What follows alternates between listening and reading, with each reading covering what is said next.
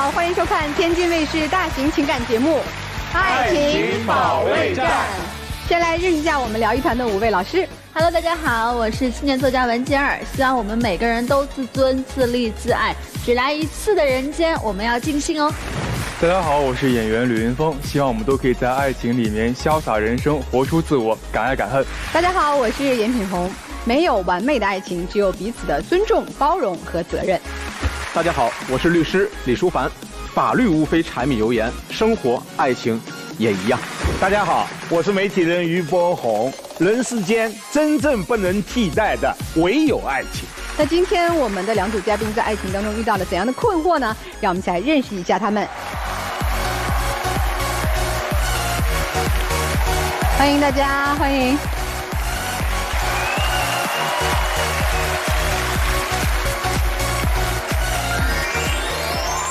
首先要疗愈的是本期第1对情感嘉宾谢先生，36岁，来自湖南，乐器老师；吴女士，32岁，来自辽宁，舞蹈老师。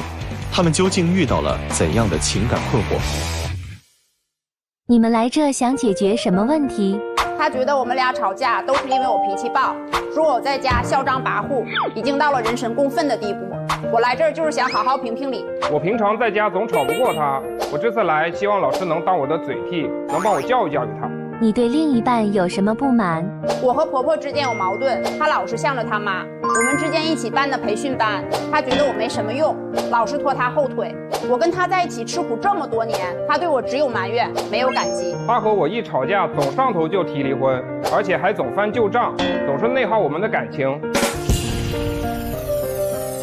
妈呀，这媳妇儿脾气不好到刚才用了什么词儿？人神共愤。这什么事情会引起这么多的不愉快？是这样的，我们2020年的时候在广州买了一套50多方的一个一居室，他就跟我说他想让他妈过来，他说他妈想孩子了。因为我们的房子只有50多个方，一居室，其实我们一家3口生活在一起已经很拥挤了。那如果说让他妈再过来的话，我觉得就生活上会有很多的不便利，所以我是不同意的。但是呢，他在我完全不知情、完全没有跟我协商的情况下，他把我们的房子通过中介挂到了网上，然后想换一个2室1厅的房子，理由就是他想把他妈接过来。房子只是挂到网上了，又没开始卖，对吧？再说了，我妈过来是不是可以帮帮我们？你妈那是帮我们吗？因为以前我们是有跟婆婆在一起生活过的，因为我是生完我女儿2个月的时候，然后跟她回到了她的老家湖南。因为当时我也是刚生产完嘛，可能有一些产后抑郁的倾向。后面我有白天出去上班，婆婆在家带孩子，然后我婆婆就每天都会跟我的女儿说你妈不要你了，你妈就是个没良心的。每天接收她这样的信息以后，然后我女儿真的就每天下班以后回家就不找我了，很抗拒我。那我妈那是开玩笑，因为我妈他们在老家的时候，老人经常会这样去哄孩子。还有一次，我女儿还在吃母乳，我就发烧了，烧到了39度多。但是我婆婆就是怕我吃了药或者是打了针的话会影响我女儿吃母乳嘛，她就不同意我吃药，也不同意我去医院。然后居然她也同意了。后面因为发高烧导致我烧成结膜炎。那我同意是因为本来我妈第一就是为了孩子考虑，第二就是因为我也是从小到大我不会因为发烧感冒。我们就是喝点开水，然后捂个被子就行了，所以才是这样。再说了，也没想过它会烧成结膜炎这么严重。后面我实在是忍无可忍了，然后我就跟他带着我女儿来到了广州。我现在好不容易刚过了几年消停日子，虽然说经济上面比较拮据吧，但是日子过得还算舒心。所以说现在如果说把他妈接过来，让我又回到以前的那种生活状态的话，我打死都不肯的。所以如果说他执意还是要他妈过来，那在我这里这道题无解，我只能选择离婚。那怎么就无解了？他就总是这样，动不动就是离婚。总说离婚这肯定不好啊，但是你就为啥非要让你妈妈过来呢？知道他们俩很多协商不了的，来看看可以是吧？不行。哎，那你这过分了，人家看看自己儿子，看看自己孙女儿，这怎么？对啊，如果您婆婆到广州来住个1、2天、2、3天，甚至1个礼拜，这有什么呢？她可以把孩子带回去老家给他妈看，我都没有意见。您怎么和婆婆已经有点水火不容了？对，是水火不容的，因为她在我们当中没有起到任何一个好的作用，而且她作为老公、作为儿子，她在中间，她也没有起到一个好的桥梁的作用。其实让我们公平的说，这个你哺乳期间如果发烧发的不是特别严重哈，确实大家都觉得怕影响哺乳，就尽量不吃药。我觉得这不是恶意的出发。那你后来烧到那么高，他们没带你去看病，确实做的不妥，但我不能觉得他就是完全恶意的吧？在我看来，我觉得他就是故意的。就这2件事儿？也不是啊。然后还有就是对孩子的教育方面，我们之间也有很大的分歧。我还是希望他可以好好学习，然后以后可以以一个优异的成绩考一个理想的大学嘛。我可能在学习上面对我女儿的要求是比较严格和苛刻的，他就是希望我女儿可以躺平，因为孩子年纪现在还小嘛，他觉得没有必要给孩子那么大的学业的压力。所以因为我们是自己开店的嘛，然后每天放学之后，他就跟我们在店里面混。我女儿自己她想学习写作业，那她就学习写作业。如果她不想学习不想写作业，那就在她那边混一下乐器课，或者在我这边混一下舞蹈课。然后我这边如果舞蹈课下课了，我女儿就打杂帮我打扫一下卫生。她那边需要帮手了，需要一个陪练的了，然后我女儿就要过去当陪练。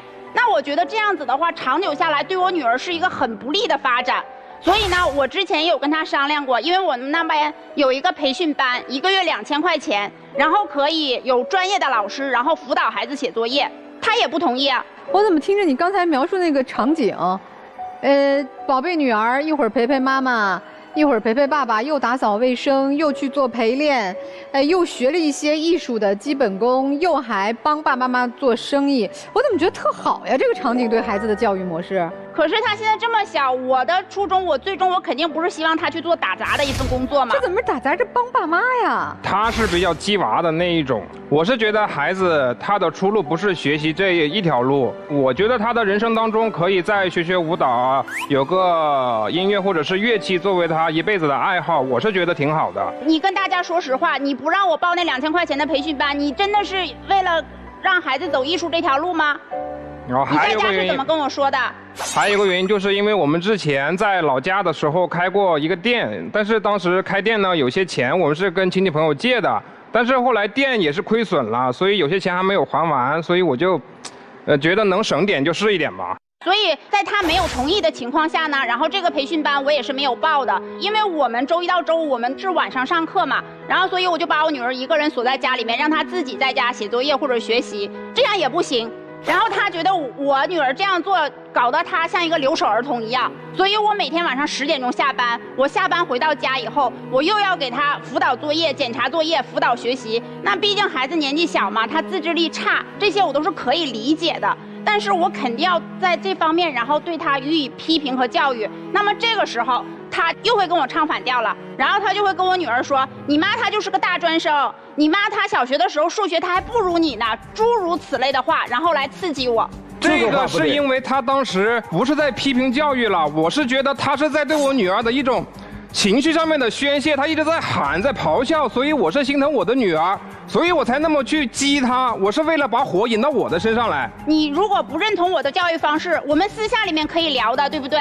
为什么一定要当着孩子面来说这些话？吴女士，我打断一下，就是您刚才我注意到您说了一句话，这句话说的是你把孩子锁在家里边，让他自己在那边读功课、看书。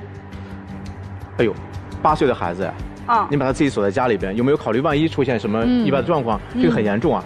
其实你们2个人很好化解，2个人晚上都当老师，把孩子带在身边，在你们的工作场所做作业就可以了嘛。因为我们是做培训嘛，店里面可能会有很多的小朋友吵吵闹闹的，然后我女儿在前面那里写作业的话，可能她就没有那么的专心了。所以之前也有跟她商量说花2000块钱送去培训班，她又不同意嘛。培训班几点到几点？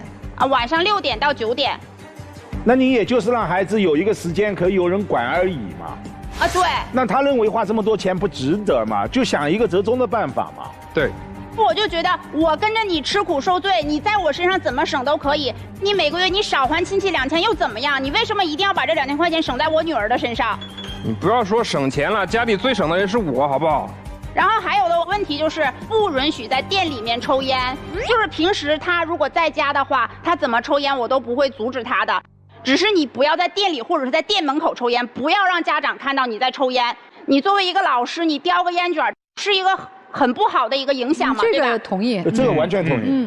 这个确实是，但是因为我的2节课中途我只有10分钟的时间休息，可能我还要跟前面那个家长沟通，再加上中途我可能还要去上个厕所，然后呢，偶尔可能我就是出去的时候，我拿烟的这个动作稍微快了一点。你这节课中间你不抽了不行吗？你下课你再抽烟不行吗？他1节课只有50分钟，这不能商量吗？这不能好好说吗？对呀，所以说他就跟我对着干，因为就刚好有一次被家长看到了，然后家长来接学生，他就站在门口抽烟，然后我就过去说他，我说你走远一点，你不要站在这里。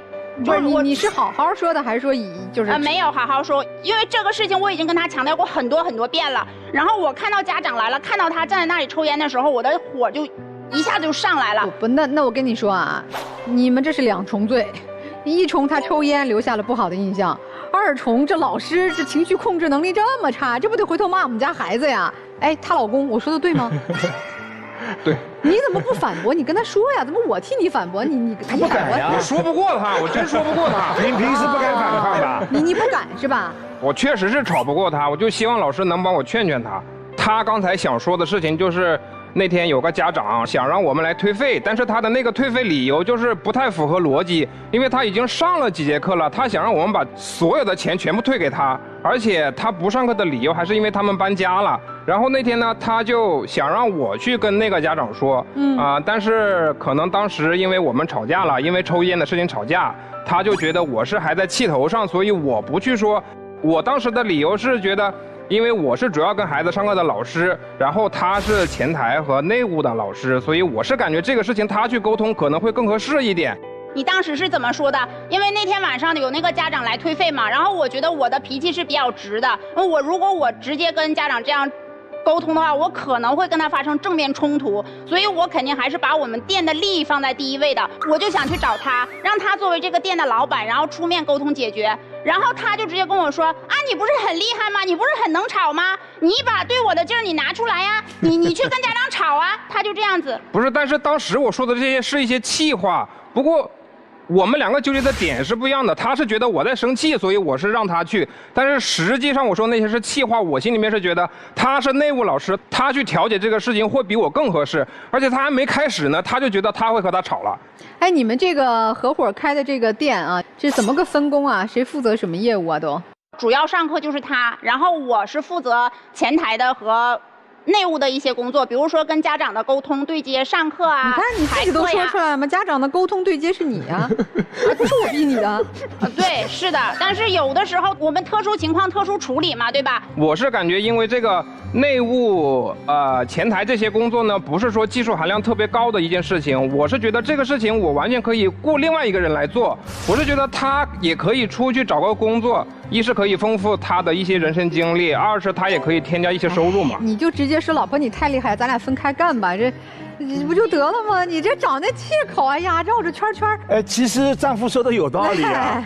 您不是舞蹈老师吗？自己也可以开班呀。对呀，如果我也开舞蹈班的话，我们之前的那个店的面积不够大，涉及到一个我们要换位置，然后他又不同意了，然后我们又是3番2次的这样吵。不过后面他还是妥协了的，然后我们还是换了新的地址。但是换了新的地址之后，就是前期刚起步的时候，我舞蹈这边的学员确实不是很多，主要的收入来源还是靠他，就是说我们家3/4的经济收入还是在他这里的，这他又是各种的心理不平衡。那他要开舞蹈课的话，也需要搬地方，但是我们这一行又是比较特殊，很多家长选择来我们这里上课，就是因为距离近，很合适。那如果搬的话，肯定会涉及到一个问题，就是学生的流失。那最后的结果呢，确实也是学生流失了。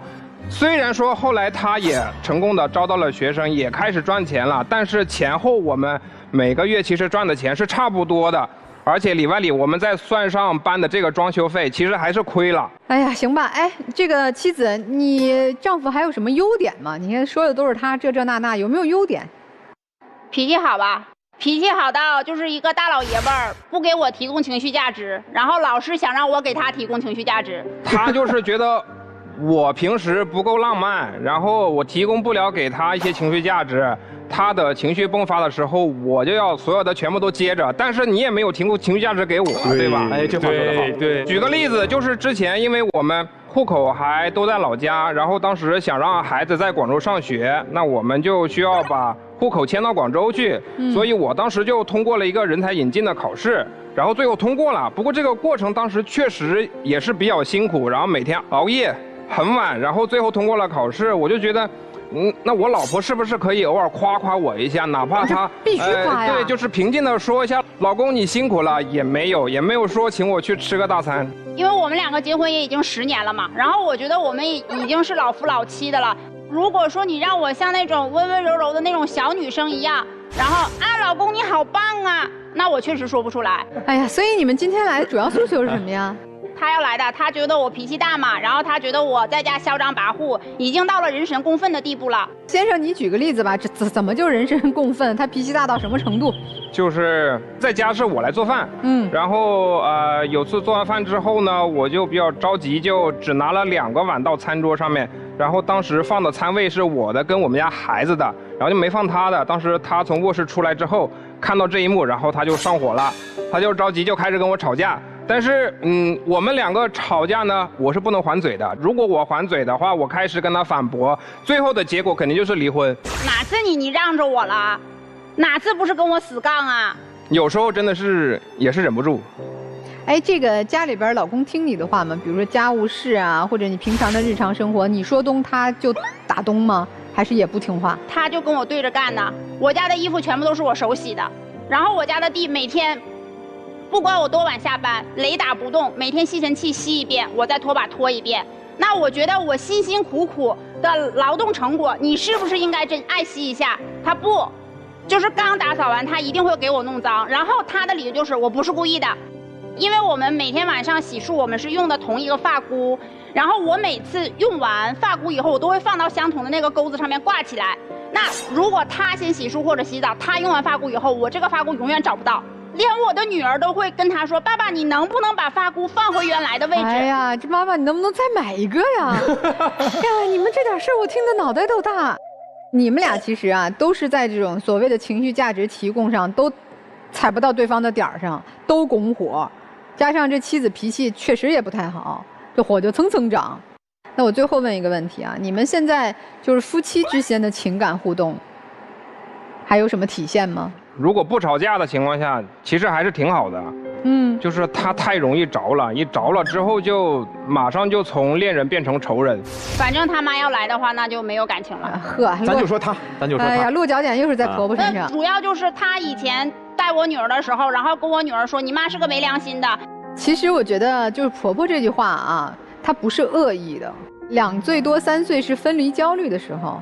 肯定每次你出门上班，你的孩子都哭得天崩地裂，要死要活的，对吧？这奶奶可能文化程度也不高，就随便开，你妈妈不要啦，不要哭啦。哄孩子的时候，奶奶和你在一起就好了。宝宝不要哭，妈妈不要了哦，奶奶疼你哦，就是哄的话嘛，哄孩子嘛。我们看起来是这个妻子态度咄咄逼人，丈夫和妻子之间有很多没有办法协商一致的生活问题。那究竟他们这段婚姻应该用什么样的方式继续下去？肯定没有到要离婚的地步啊！我们还是听听大家的意见吧，好吗？看到他们的婚姻，你们有什么想法？我是觉得，就是姐姐这种，我觉得就是跟男方的沟通还是少。对，男方一定是对着姐姐，就是他理解的不太清楚，姐姐说什么，他可能就是走到一个误区，然后2个人交流太少了，才导致成这样的。我想跟这位男生说一下。我感觉你全程做的并没有什么错，而且我觉得你老婆事儿确实多了点儿，你辛苦了。哎呀，你这挑起家庭矛盾的，哎呀，你这挑起家庭矛盾一把好手。听听老师们的建议吧啊！这个女孩没有说出来的话，但是我看出来，就是她觉得自己嫁的有点亏。她什么时候开始觉得自己嫁的亏的？从她哺乳期开始觉得自己嫁的亏的。我跟你讲，人永远是对抗不了激素的，所以导致她的想法就是会往不好的方面去想。你在第一时间，不管你妈妈说什么，你不应该以孩子为先，你应该以母体为先。如果没有他，你没有这个孩子。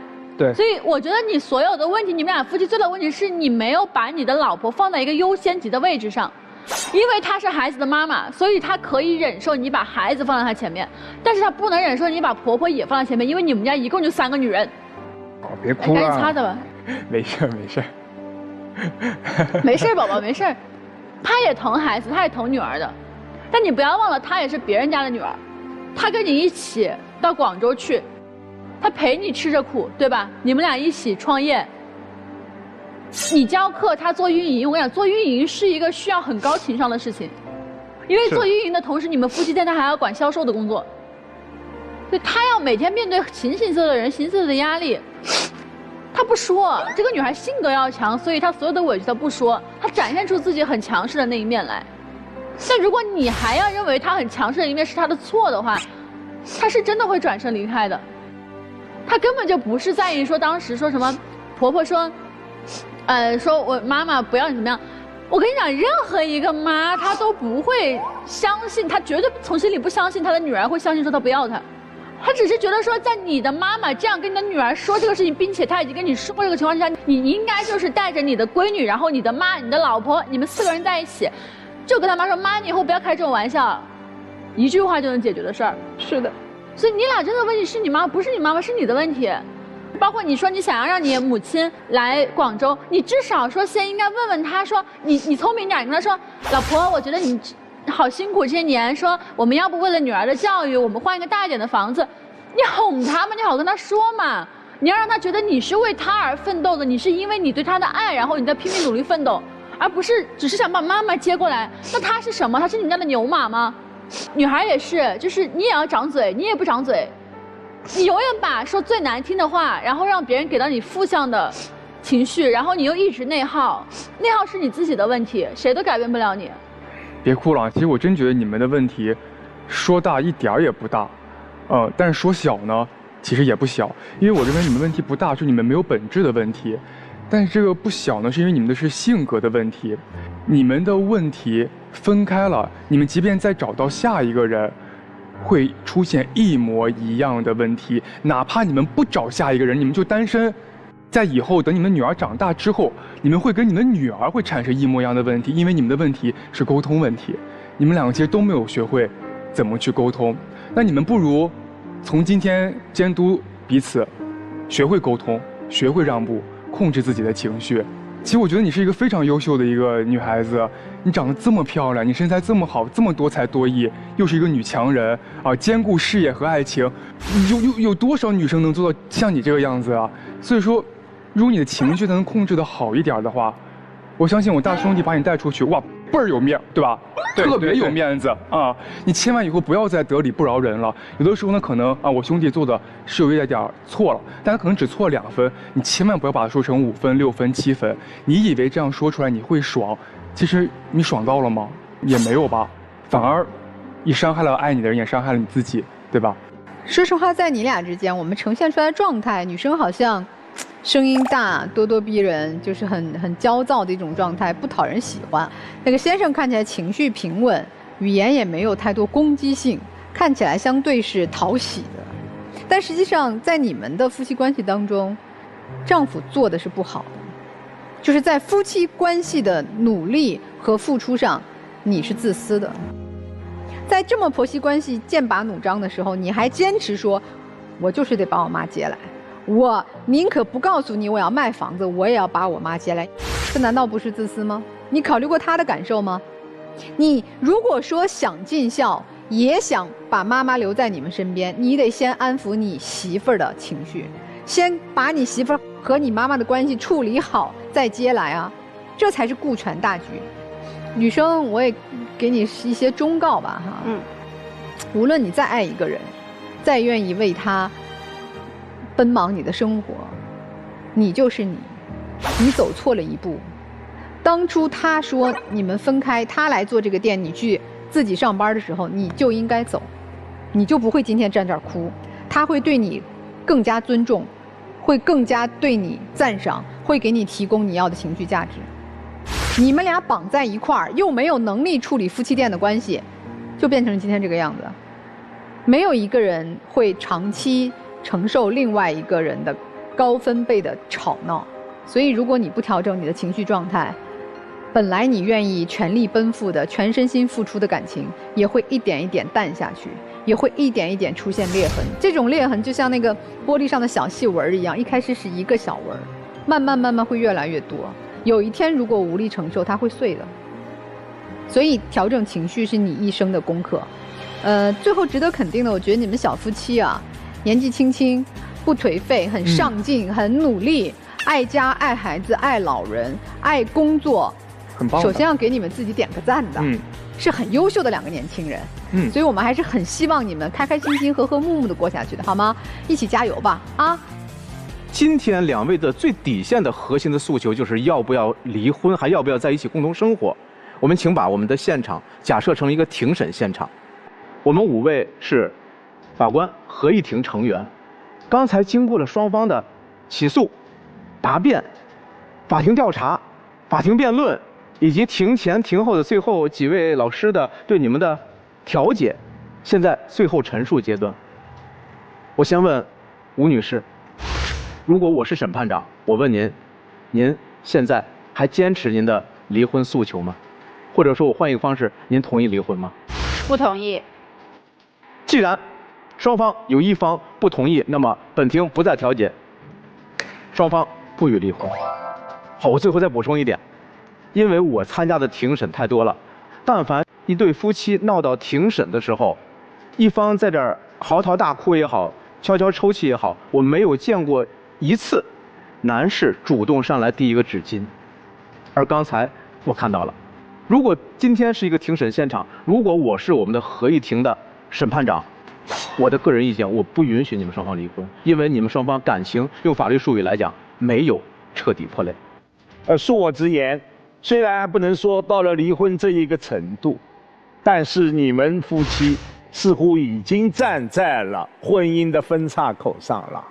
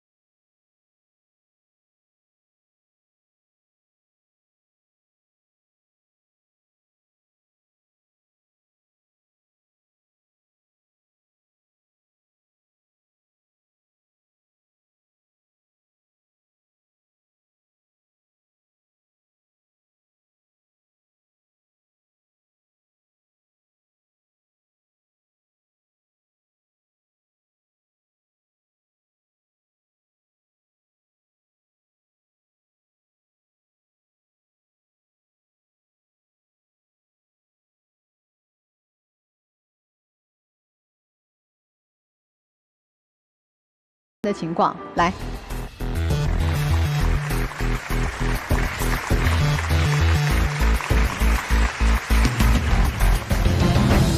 本期第2对情感嘉宾董先生，28岁，来自山东；职员赵女士，28岁，来自河北，客服。那么，他们又遇到了怎样的情感困惑？你觉得你们俩般配吗？他颜值比我高，我内心是有点自卑，我是担心配不上他，但是我就是喜欢帅的。我俩挺般配的，我俩都属于特别天真、特别傻的那种。我们上段感情经历差不多，都被人虐过。你们的感情现在遇到了什么问题？我是讨好型性格，我对他的付出从来不求回报，我一直迎合他，但他总是不知好歹。他对我们的感情非常自私，他总是束缚我，还对我提好多要求，让我压力特别大。矛盾重重，压力满满啊！这从哪儿讲起啊？谁先讲讲？我来讲，就是从他，我跟你说，他真的很不知好歹的一个男人。就是怎么说呢？他的爷爷奶奶有段时间生病了，家里为了治病就已经欠了就是一段时间钱了，他还就给他前女友就是买2手的奢侈品啊，项链、手镯、戒指，给他前女友付信用卡，给他付房租。然后他跟我在一起之后嘛，他不是外面有债吗？然后他就省吃俭用嘛，我就看着很心疼他。他现在在租着一个700块钱的，就是环境也不怎么样，就是交通也不怎么样的房子。然后我就说，父母在张家口给我就是留了一套70万左右的婚房，我说我把这婚房卖了，我们俩在天街购一套那种2手的小公寓，为我们以后的生活有一个保障。到时候本儿写我们俩的名字。然后我跟他说了之后，他特别生气，他特别不乐意。我肯定不能接受这件事儿。如果说买房子的钱是咱俩一块儿努力奋斗挣来的，没问题，写上咱俩名字，算咱俩一块儿的。哦，你把你爸妈在你老家给你留的婚房卖了，然后给我买房子，写上我的名儿，不是我成什么了？小白脸儿，吃晚饭的。我愿意把我有的东西我分一半，无偿的分给你。行，你想换谁不乐意？就你。你想帮我是吧？你借我2万块钱，我给打个条，年底之前我还给他，他不借给我，你不借给我呀？你那2万块钱是什么？是你跟你女朋友你们所欠的那个情债，你让我现在去负担这个情债，你觉得你是个男人该干的事儿吗？情债的，那就我自己欠的钱，跟什么前女友没关系啊。那你说到底，你还不是给他买的东西吗？也就是你给前女友买的东西，欠下了2万块钱。现在要问他借钱去还，对不对？我也没记那2万块钱是不是给前女友花的，我记不清了。反正就是以前欠的债。你男朋友的意思是说，你与其给我买房写我的名儿啊，我承受不起，你不如解决一点实际我的困难。这是他跟前女友的事儿，我觉得我插手这个事儿，我觉得我就很冤大头。他那前女友现在还有联系吗？你一口一个前女友，前女友。一直都有，还有联系啊？有，他其实这干了一件让我觉得非常非常冤种的事儿啊！他以前给前女友买了个电脑，之后电脑坏了之后，前女友就给他发消息说：“哎，我这电脑坏了，你给我修一下吧。”分手之后我们还是朋友啊，怎么了？就找我帮个忙还不行吗？不是我和于老师也朋友，我电脑坏了肯定不能让他给我修呀。对呀。那电脑是我送给他的，他坏了肯定得我来负责。我的妈呀，这还沾上了！你要负责到底呀！我对朋友一向都是这样的。那是前女友，不是一个普通朋友。他修了吗？这电脑修了。那女的跟他游过来，他自掏腰包给人家修好了。然后这女的就前女友要来天津出差嘛，就给他发消息说我来天津出差了啊，你把我电脑修好了，我得谢谢你，我请你吃个饭吧。然后我知道这事儿之后，我说我跟你去。我都想看看，给他迷这么5迷3道，分手这么多年了，还念念不忘呢？不是，他俩见面了？见了，我跟着去的。哇，这就是我们就是在那个饭店门口吗？我看他前女友过来了，然后我就瞬间就感觉特别生气，我感觉他在欺负我男朋友，把他骗得团团转，我就觉得很难受，我就上去推了这女的。我推他之后了，他就唯一让我觉得干了一点男人的事儿啊，他拦在我的前头，把我们分开了。我觉得这是他唯一一个，就是我现在就是还跟他好好站在这儿的原因，就是我觉得他这事儿至少是向着我的。你要跟着去的，你上来推人家干嘛呀？我是心疼你被他骗成那样。你可以回去跟我说，你让我在他面前一点面子都没有，你一点面子没给我留。我回去跟你说了没有？我回去跟你说，我说这个钱，你给他修电脑的钱，包括你以前给他花这钱，你要是舍不下那个脸，我舍取脸，我给打电话，我跟他说把这钱还你，你又怎么说的？你说不合适，你说不行。本来就不合适，那钱那虽然是以前我跟他在一块儿，我给他花的，但那怎么着那是我自愿给他花的，不是说他朝我借钱，现在你替我要债去了，你凭什么管他要？你电脑的钱是不是你掏的？说我吗？我好意思，我怎么不好意思？他之前那个前男友，他俩有一个共同账户，说是俩人一块往里存，全是你存的，你那前男友根本就没往里存过什么钱。完事，他那前男友大手大脚的老提里边钱出去买球鞋，他过生日时候，连个生日蛋糕都没给你买吧，对吧？就那种人你都能原谅他，我怎么就不能原谅我前女友呢？对不对？我前男友我删了，你前女友你现在还联系着呢，你对得起我吗？我说了，分手之后我跟他还能做朋友。谁的前女友是的朋友啊？我有自己对待朋友的方式。咱不吵了啊，谁都有谁的理，但是，我跟你说啊，姑娘。他带着你去见前女友，你可别觉得他在那儿怎么着，他心里美着呢。俩女人争我一个，你不是在那儿看热闹，看俩女人打起来，你就是这个心态呀，你没别的心态。我跟你讲，前女友能不能做朋友，不算太重要。如果你觉得能做朋友，你现任女友也接受，朋友就朋友。你现女友不接受，你还带上她去，不是等着两人打架，你在旁边看热闹吗？这是什么心态呀？这是。然后我俩已经处了有1年多左右了。他说带我回家见他父母，然后他也跟我说过他母亲有腰伤。我觉得我第一次上门，我带着一点礼品，我带着护腰的东西，我上门去了。就是我们从进门的见面吃饭都还可以，就快吃完饭的时候，他母亲跟我说什么：“姑娘，你在家做家务吗？”我就当时一下懵了，我说是不是因为我这体重啊，我太胖了，给他母亲一种就是那种误解，是我不做家务，我不运动，才导致我现在这个体型。但是我是因为就是跟前男友就是以前就是分手，然后就有受点小刺激嘛，有点小抑郁，吃了一段时间激素药，他催胖的。然后我就跟他母亲这么解释了，我说阿姨，到时候大家一起共同承担吧。啊，那不挺好了吗？你做的是啊。但是这事儿他是旁边看我跟他母亲这么说，一句话不说，他能说啥呢？那个情况下，至少站起来说一句啊。你别在这撒谎，你当时跟我妈甩脸子了，你摔门走了。我那是因为甩脸子，是因为这个事儿吗？我甩脸子是因为礼金的事儿。我跟你说没说过，河北上门有礼金，就是去他家之前我就跟他说过这事儿。他怎么说呢？他当时一知道，他说他会跟他母亲说。我确实跟我妈说了呀。没准是我妈忘了呢，我也不知道她怎么没提这事儿啊。什么意思啊？就是见面第一面给你包个红包，对，我们那边是有见面的一个习俗，就是见面一定有个红包，就是哪怕多少，你是份心，就是我儿子第一次带女朋友这小伙子的母亲没给你？没有，从我来到走就没有给我，然后我就很生气嘛，我就摔门走了。如果长辈没给你们，确实有这样的风俗哈，我觉得你心里不舒服能理解，但是摔门走绝对不对。你以后还和不和你未来婆婆处？对，这倒是。你可真行、啊！你当时一点我现在是觉得一点没给我妈留台阶，你让我怎么跟她交代？以后咱俩真的不是不给你妈留交代，是你就没给我交代。不吵！哎，为啥你妈妈没给她礼金啊？那兴许就是忘了。你没问呀？不是你这对他也不问。你这未来的媳妇儿摔了门走，你妈不问为啥？你不给你妈解释啊？不是，她都那样对我妈了，我敢跟我妈说什么呀？你妈妈很开心，她就是让你们两个人分开。这样的事情都会忘，怎么可能呢？这个事儿之后呢？后来就是我们俩上一结婚的事儿吗？我当时跟他说的是，我说我就是车房彩礼我都不要，但是我们就是北方有个习俗，就是结婚得有3金。他跟他妈说这事儿之后，我不知道他妈妈从哪儿知道啊，说深圳黄金便宜，然后就意思想让我跟他去那儿买。我就跟我父母说了，我说那个男方家长的意思就是我们去深圳一趟，我父母不同意。我父母的意思是什么？你就在当地买，你至少有什么出了问题，你能找着人。然后我就跟他说，我说咱就当地买呗。然后他的意思就是什么？这事儿我不管，你去跟我妈谈。你要求在那什么专柜买的，当然是你去跟我妈谈啊。我跟你妈见了几面，我去跟你妈谈。你说要3金，我说不买了吗？我妈说不买了吗？她确实听人家说人深圳那边便宜，都是一样的东西，少花点钱不行？她说错了吗？我爸妈有错吗？你本地的话出什么问题？你是不是售后好找？你深圳那边有谁啊？你有熟人吗？什么问题啊？咱们先别说买3金的事儿了，你俩先说说感情的事儿吧。这天天吵成这样，这3金不重要，重要的先把你们感情捋顺，是吧？你把他妈都得罪了，他妈还同意给你买3金，我都觉得这妈还可以啊。哎，你妈认可这个姑娘吗？反正也没说要求我俩分手嘛，就是说先再处看呗。潜意识当中，看看再说吧。我是有时候觉得他真的一点儿都不靠谱。他那段时间在看什么鉴宝直播，不知道谁跟他说啊，说是你去摆这个摊儿，你也能日入多少，月入多少。他就去了，他请了假，好好的班不上，请假请了1周去摆这个摊儿。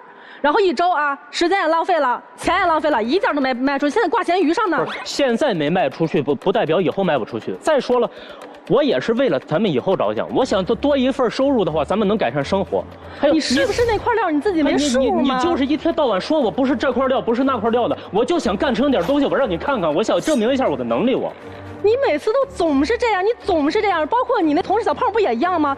给你招安保的工作啊，你跟着去了，你假也请了，最后呢，你找了12个安保之后，小胖跑了，那个12个安保把他围住，让他结工资，15000块钱，没给我打电话，跟他朋友打了这条欠的。你那时候有问过我吗？你有没有说打电话给我女朋友这事儿？我跟女朋友说一下，我都不用你打一个欠条。这么点事儿我自己做不了主吗？我非得什么都经过你批准我才能干。我一大老爷们儿，我什么事儿我都得问你。都我付出多少，你都觉得我在受苦，你都觉得我在管你是吗？你在旁边真的，我们都觉得特像妈数落儿子。我是想把我力所能及、我能干的事儿，我能给他，我全都给他。那你得问他要不要呀？从法律上来讲啊，赠与得需要赠与人同意，对，这个法律行为才能实现。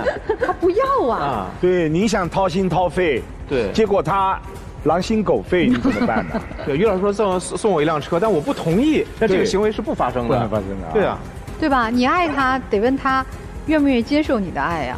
你还做了什么很爱他的事儿，他不接受的事儿吗？就我觉得啊，他跟我上班不是距离很远吗？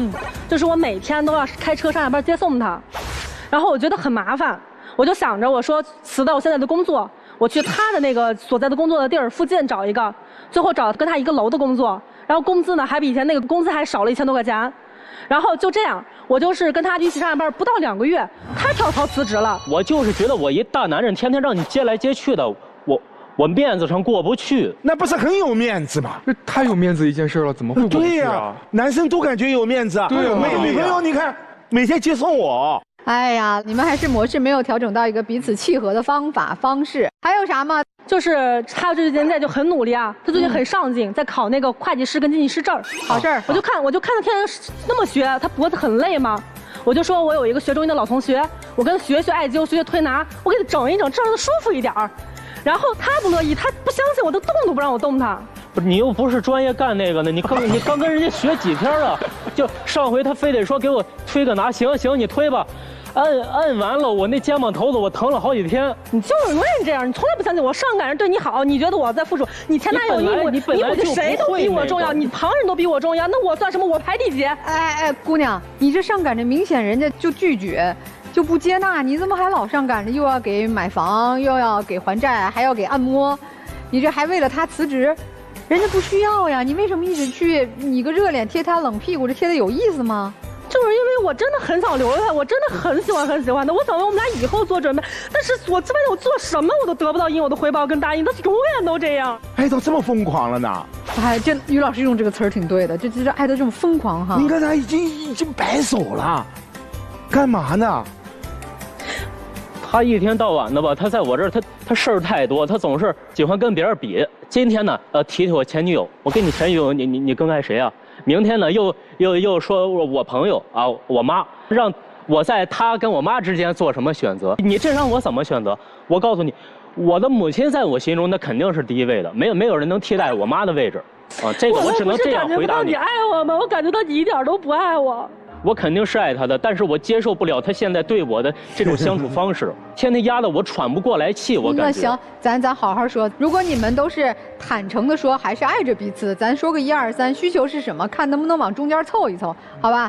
这女生的需求我们听懂了，她就希望把你拴在身上，是吧？她有的都给你，你不接受，那你要什么？说一下。我现在今天站到这儿，我就想告诉你，我心里不是不在乎你，我一直都很爱你，但是。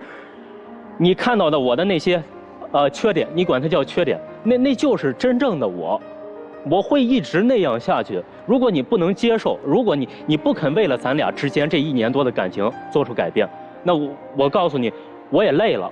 你们能帮他们吗？有什么建议吗？姐妹，有福之女不进无福之家，他就是个渣男，放下吧。其实我有不同的看法，我感觉其实这个男孩他表面上感觉他很困扰，但是我觉得是一种甜蜜的困扰。你的女朋友非常爱你，然后你现在是比较要面子，其实你很有男人的骨气，但是你自己把这个骨气的这个牌匾立得太高了，可以放一放。你俩不是失恋群里认识的吗？我告诉你，失恋群里再逮一个别人，你也爱他。你并不是说这个男生有多特别，我不觉得，你就是你自己的满腔爱意，因为前一个人你失恋了，那个人不接受，你现在想找一个人来装下你的满腔爱意，你想要给他10分的好，换他对你1分的好。你现在还有钱，你还有时间，你还年轻。我说你有时间，你去减肥，不出3个月，你让他配不上你，你这哭哭啼啼的干啥？我跟你讲，你哭哭啼啼的，在场的所有女性心疼你。你爸妈心疼你，他不会心疼你的。哎，我现在还是很爱你，但是前面说什么都不重要，注意转折，就但是后面才是最重要的。他的前任，你不是他的对手，我知道。对方什么都不付出，对方只要楚楚可怜的跟他求救，他没钱也要给啊，贷款都要去让自己的前女友过得好呀。干什么嘞？我跟你说，你要是现在跟他结婚，未来我跟你说。他可能还冒出个前女友2号、3号、4号，都是他以前爱而不得的人，你怎么办？我没办法。我跟你说，咱争气一回好吗？跟他说拜拜，因为你不甩他，他一定甩你。那么这位男士永远是开局一张嘴说啊我爱你，我很爱你，我很在意你，行动上真的没看见。可能在你的前任那有，但是在这个女孩上我没看见。不要再画饼了。我觉得你今天最大的问题就是在我看来是你给他画饼，你跟他说有一天我会努力，我会好，有一天我会怎么样，有一天我们会怎么样，有一天到底是哪一天？你要对自己负责任，而且你要跟这个女孩道歉。你一直在给她画饼，为什么要去伤害一个这么善良的女孩子呢？我希望你能真的闭上眼睛，问问自己的内心，你爱这个女孩子吗？你是真的爱她，跟她在一起的，还是在那样的一个特殊的时间段，你刚失恋，你急需要一个合适的人帮你走出失恋痛苦而选择跟他在一起的？如果是出于后者或者其他的那个原因，不爱他，我希望你能提前告诉他，你别伤害了一个这么喜欢你的一个女孩。其实对于女生呢，我想跟你说的是，就是没有谁离开谁就真的就是活不了的。我觉得你很优秀，你离开了他，你一样能活。你唯一需要改变的就是，你的脾气嘛，一样的。其实刚刚在台上你咄咄逼人这么长时间，其实我们大家都已经有一点受不了了。以后即便不是跟他，跟其他人，你也会有一样的问题。曾经我身边有一个朋友，感觉像跟你一样的一个情况，就是今天我就是离开了这个男的，我就是活不了了。我苦口婆心跟他说了3天，道理都懂，什么他都能听进去，但就是离开了，就是活不了了。最后真没招了，我给他出了一个主意，这是下策。如果你真没招了，你这样做也行，你就赖在他身边，你就跟他谈恋爱，你就继续讨好他，但是你要做一个潇洒讨好型人格，你不能求回报。我就是要对你好，千金难买愿意，直到有一天我爱不动了，我自己就走了。我跟老师们的观点有一点不一样啊，我说实话。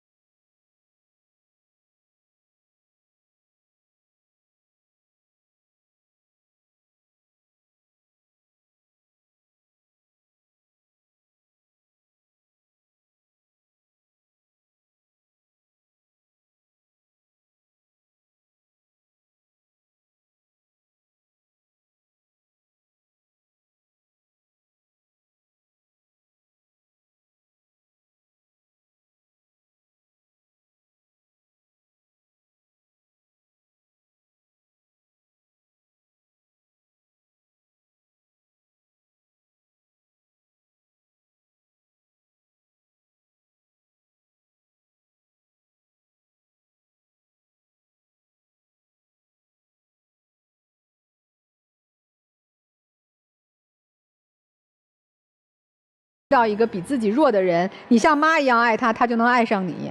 他是个男人，他不是儿子。如果你们有了真正相对正确的婚恋观、价值观，才能碰到能够携手在一起的人。二位调整认知吧，好不好？先别说谈恋爱的事儿了，调整好自我的认知，才能拥有另一半。我个人认为，你们爱的不是彼此，你们2位可能分别爱的是自己，爱的是自己的为某一个对象付出的那个悲壮感，把自己塑造成一个悲剧性人物。然后我先从这个姑娘这儿，您的父母他一定是爱您的。那如果父母在任何一个方面无条件的给予您，不考虑您的感受，是不是您也会觉得窒息啊？会。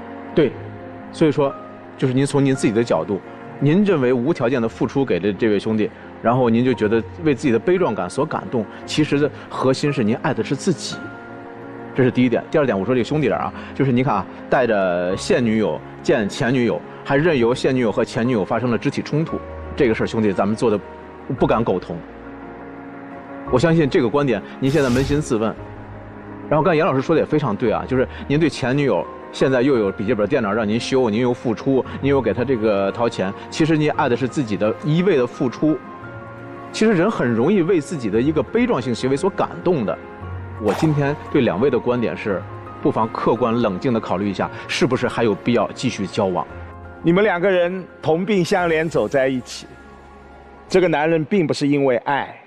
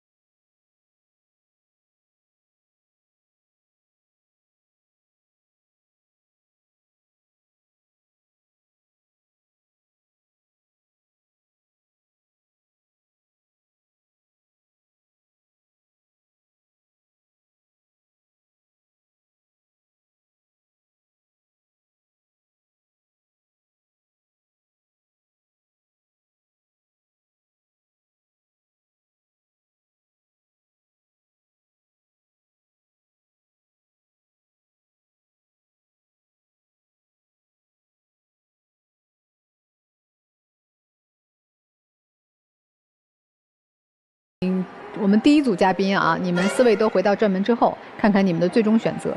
来，请回。老师们觉得我们第1组这个夫妻肯定出来是吧？出来吧，肯定出来，我觉得没问题，没问题，没问题啊！关键是看看他们出来之后是不是状态能调整一下哈。来，请开门。欢迎。哎，手拉手。哎，这个手拉手多好。不穿带跟的鞋，穿了也没用。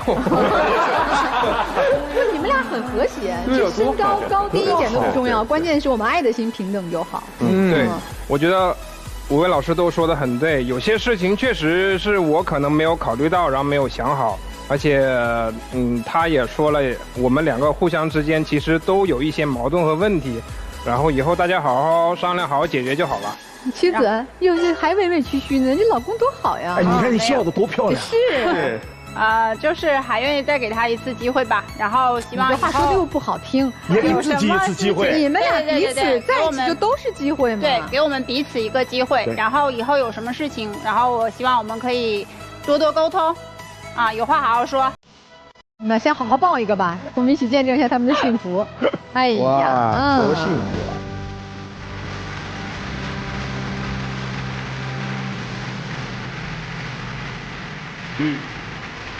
太棒了！一起为生活加油！好，谢谢老师们。再见。好，再见。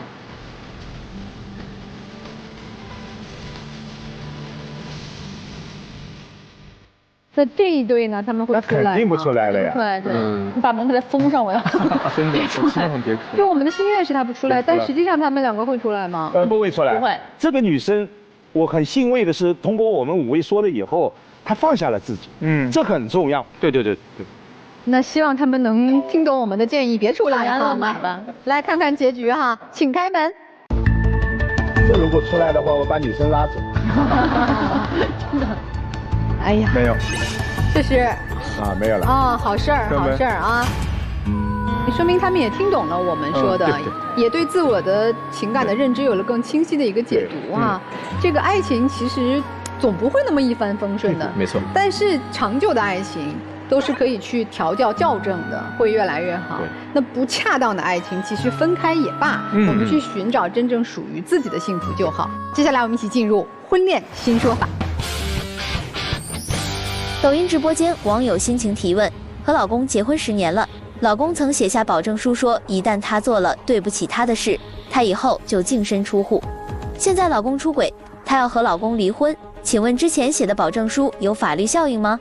这个问题问得非常好，也很有普遍性。话分两面讲。好，如果你们两位互相都认可，而且同意去协议离婚，那么没问题啊。通过离婚冷静期协议之后离婚，这份协议就是有效，可以净身出户。